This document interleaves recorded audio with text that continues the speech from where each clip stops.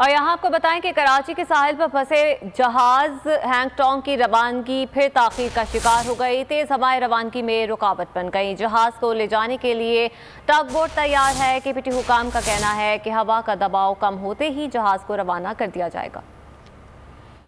पैसे अदा हो गए, सर्वे भी मुकम्मल कर लिया गया। इस बार तेज हवाएं हैंगटोंग की राह में रुकावट बन गईं। बहरी जहाज को ले जाने के लिए टग बोट तैयार। केपीटी हुकाम का कहना है कि हवा का दबाव कम होते ही जहाज को रवाना कर दिया जाएगा। कप्तान, अमला और टग बोट स्टाफ जहाज ले जाने के लिए पोर्ट पर मौजूद है। हैंगटोंग के मालिक ने मुतालिका इदारों को 2 करोड़ 35 लाख रुपए के वाजिबात अदा किए, जिसके बाद जहाज को ले जाने के इजाजतनामे जारी किए गए। जहाज को टग बोट की मदद से दुबई फिर कतर ले जाया जाएगा। 21 जुलाई को बहरी जहाज इंजन खराब होने की वजह से तेज हवाओं के थपेड़े खाकर सी व्यू पर फंस गया था। बड़ी कोशिशों के बाद 7 सितंबर को जहाज को सी व्यू से निकालने में कामयाबी मिली, जिसके बाद उसे SAPT टर्मिनल पर लंगरअंदाज किया गया।